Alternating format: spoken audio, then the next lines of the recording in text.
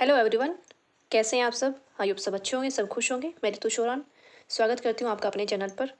तो आज हमारा चैप्टर 10 है, आप सबको पता है, सौर मंडल और पृथ्वी का, अर्थ के बारे में। ठीक है, तो कुछ क्वेश्चन हम कर चुके हैं और कुछ एक रहते हैं। और जैसे कि मैंने पहले बताया था, इस जो टॉपिक है इससे क्वेश्चन बहुत ज़्यादा नहीं आते, बट जितने भी हैं समझने वाले हैं, बहुत अच्छे से समझने वाले हैं, ताकि आपको कोई प्रॉब्लम ना आए। और जितने भी आते हैं मैंने आपको प्रीवियस ईयर करवा दिए हैं। तो चलिए क्वेश्चन पढ़ते हैं। पृथ्वी तल पर उस काल्पनिक रेखा को क्या कहते हैं जो 180 डिग्री मेरिडियम यामोत्तर पर खींची गई है?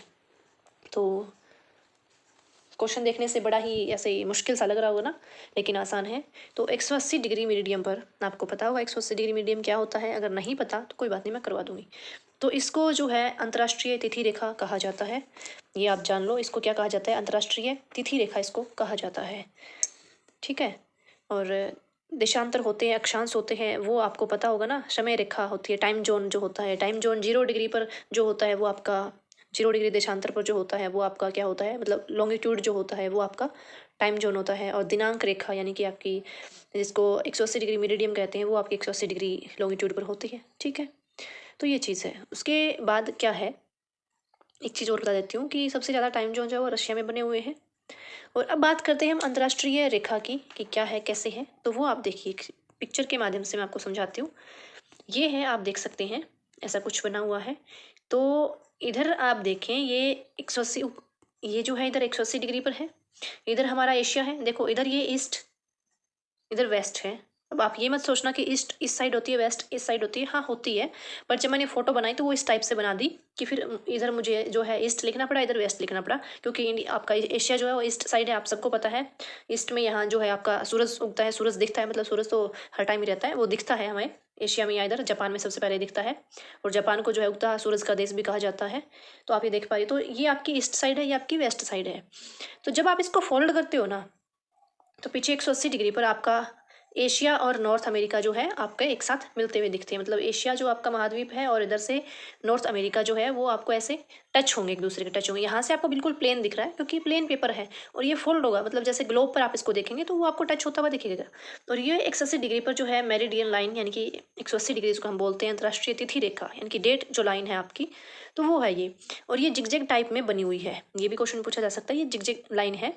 और जिगजैग क्यों बनाई गई है, क्योंकि देखो अगर ये सीधी होती, अगर ये सीधी होती, आप देख सकते हैं, अगर ये लाइन ऐसे सीधी होती तो यहाँ के जो लोग हैं ना, इनको प्रॉब्लम आती है। एशिया के लोग हैं, इनका अलग टाइम जोन करना पड़ता, क्योंकि टाइम का फर्क आ जाता, तो फिर उनको प्रॉब्लम होती। इस वजह से इन्होंने क्या किया, लोगों की सुविधा के अनुसार, जैसे ये स्थल और जल का जो था सीमा थी, बॉर्डर जो था, उस हिसाब से इन्होंने जिगजैग टाइप से ये बना दिया, जिस कंट्री का जिस हिसाब से था उन्होंने कर दिया। ठीक है, तो इसलिए ये जिगजैग लाइन बन गई आपकी। तो जैसे जैसे आप देख सकते हैं, ये 40 डिग्री है ईस्ट, 80 डिग्री ईस्ट, 100 ईस्ट, और इधर 80 डिग्री ईस्ट, 100 वेस्ट, वेस्ट है सॉरी, ये 120 वेस्ट। तो इधर आके 180 डिग्री हो गया। इधर से ये ऐसे चलता है, 190, ठीक है, 140, 120, तो इस टाइप से कुछ आपका।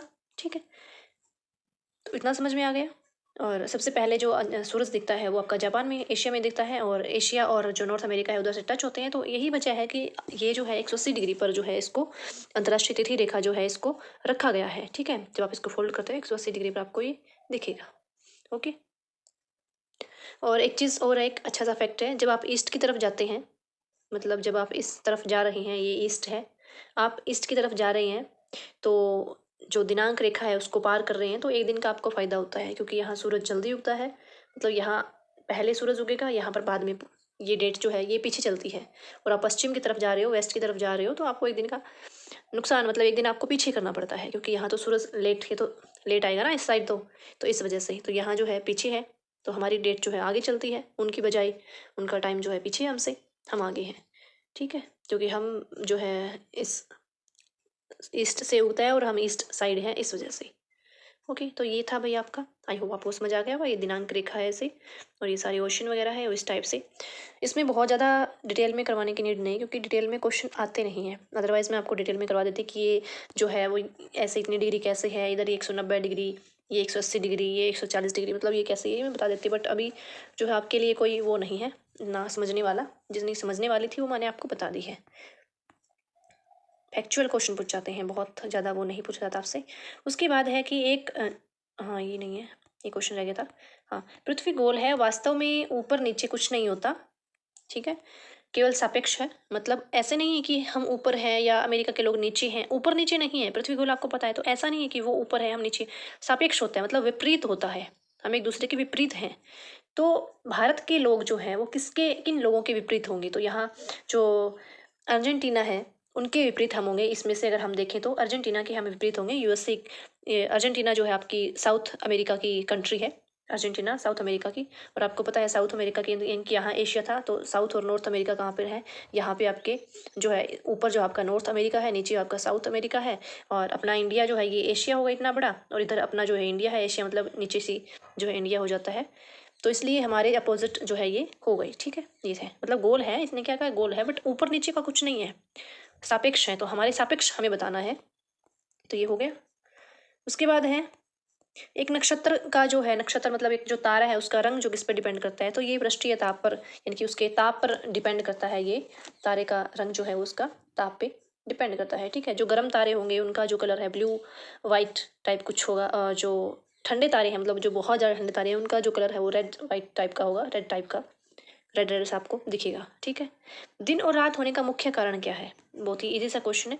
तो रोटेशन और रिवोल्यूशन आपने नाम सुना होगा। रोटेशन अगर होती है तो वो जो है उससे आपका दिन रात होते हैं, और रिवोल्यूशन अगर होता है तो उससे आपका मौसम यानी कि सीज़न चेंज होते हैं, ऋतुएं आपकी आती है। तो क्या कारण है इसका, दिन और रात होने का मुख्य कारण क्या है, तो पृथ्वी का अपनी धुरी पर घूमना। धुरी पर घूमना मीन्स रोटेट करना, अपनी ही धुरी पर वो घूमती है, ठीक है। तो वो क्या हो गया आपका दिन और रात का कारण हो गया, ठीक है। पिक्चर में दिखा देती हूँ आपको ताकि अच्छे से समझ आए। तो ये है आपकी पिक्चर, आप ये देख सकते हैं। यहाँ पे जो है आपका सन है, इधर सन है, ऐसे ऐसे लाइट आ रही है तो इसकी बिल्कुल सामने पड़ रही है, वो तो है आपका दिन। और इधर ये जो है उसकी छाया आ गई, पीछे हो गया, तो ये इधर हो गई आपकी रात, ठीक है। ऐसा नहीं है कि यहाँ एकदम से दिन है, यहाँ एकदम से रात हो गया, मतलब कुछ ऐसे होती है, यहाँ अंधेरा होता है, जैसे यहाँ अंधेरा कुछ उजाला होता है, इस टाइप से यहाँ एकदम दिन है, यहाँ एकदम रात है, ऐसा कुछ होता है, ठीक है। ये नॉर्थ पोल आपका, ये साउथ पोल है। और ये लाइन खींची गई, इसको प्रदीप्ति वर्त कहते हैं। इसको क्या कहते हैं, इसको प्रदीप्ति वर्त कहते हैं। तो ये आपसे नहीं पूछा जाएगा, तो टेंशन मत लो इसके बारे में, ठीक है। इनकी जो ये रेड रेड लाइन है ना, ये वाली जो रेड रेड लाइन है, ये आपकी क्या हो गई, प्रदीप्ति वर्त, यानी कि एक ही लोकेशन पर ये जो है ये दो बार आ जाती है आपकी सेम लोकेशन पे, तो ये आपकी प्रदीप्ति वर्त है, ठीक है। एक बार दिन में आ गई, एक बार आपकी रात में आ गई, ओके। उसके बाद नेक्स्ट क्वेश्चन है हमारा, ये हो गई हमारे, हाँ हो गई। निम्नलिखित में से कौन सा चांद की सतह की विशेषताओं के बारे में अच्छा विवरण करता है, मतलब सही विवरण करता है। चांद की विशेषताएं बताई है, भी क्या क्या है। हवा नहीं है, गुरुत्व नहीं है, समतल सतह है, नहीं समतल सतह नहीं है, बिल्कुल भी नहीं है। अपने वो जो चांद पर गए थे उसकी वीडियो आपने देखी हुई, तो बड़ी उबड़ खबर सी जगह है। पानी नहीं है, पर्याप्त हवा नहीं है, हवा नहीं है, ऊंचे पहाड़, ठीक है, बट पर्याप्त हवा नहीं है।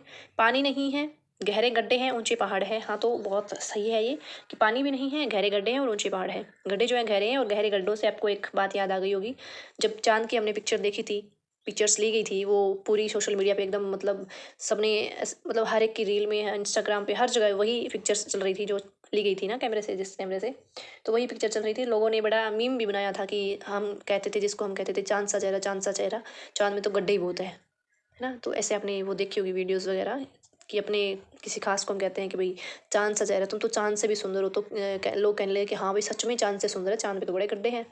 तो इस टाइप से कुछ, तो पानी नहीं है, गड्ढे हैं गहरे, और ऊंचे पहाड़ है, ये बात ठीक है। टूटा तारा, उल्का जो होता है वो क्या होता है आपका, उल्का जो पृथ्वी के वायुमंडल में प्रवेश करते ही आग पकड़ लेता है। एक समान गति से चलने वाला तारा, एक चमकता पिंड जो वायुमंडल में एक समान गति से चलता है। एक तारा जिसके एक सिर पर पूंछ होती है, तो बिल्कुल ही मतलब कोई लॉजिक ही नहीं है। तो ये हो गया, तो टूटता तारा उल्का क्या होता है। उल्का जो पृथ्वी के, ये क्वेश्चन मैंने आपको करवाया भी था, बताया भी था, उल्का क्या होता है, कौन सी जो है उसमें वायुमंडल की परतें होती हैं, कौन सी परत में ये पाया जाता है, कौन सी परत में ये होता है, और कौन सी परत में आता है ये जो बिल्कुल ठंडा होता है, और हमें एक मतलब उसकी तरह एक जो है चमकती एक लाइन की तरह हमें दिखाई देता है। ऐसे ही मैंने आपको करवाया था, ये आप बताओगे कमेंट में कि कौन सी परत थी वो।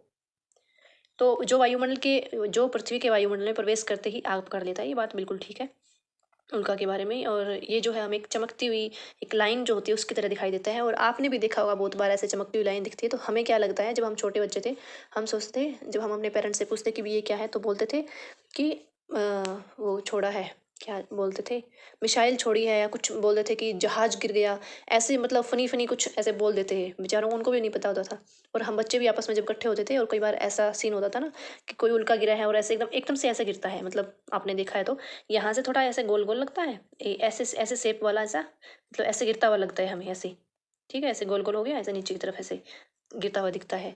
तो हमें ऐसा लगता है कि हाँ भाई ऐसे कोई जो है मिसाइल गिर गई या कुछ हो गया, तो उस वजह से ये हुआ है। तो बट अब पता चला कि उसको उल्का पिंड बोलते हैं, टूटता तारा। हम बोलते थे कि हाँ ये तो तारा टूट गया, तारा नीचे गिरा है, जबकि वो उल्का पिंड थे आपके। ठीक है, तो ये थे हमारे क्वेश्चन। मैंने बहुत ही अच्छे से आपको समझाए हैं और जल्दबाजी करने की ज़रूरत नहीं है। जो चीज़ अच्छे से समझाई जाए तो मतलब समझा करो कि हाँ उसको अच्छे से समझने की ज़रूरत है आपको।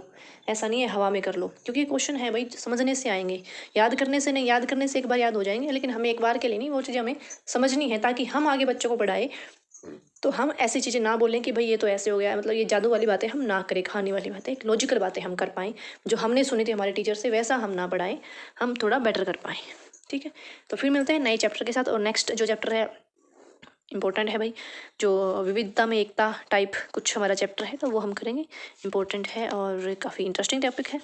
ये टॉपिक थोड़ा सा बोरिंग था बट कोई बात नहीं, नॉलेज थी अच्छी। चलिए फिर मिलते हैं।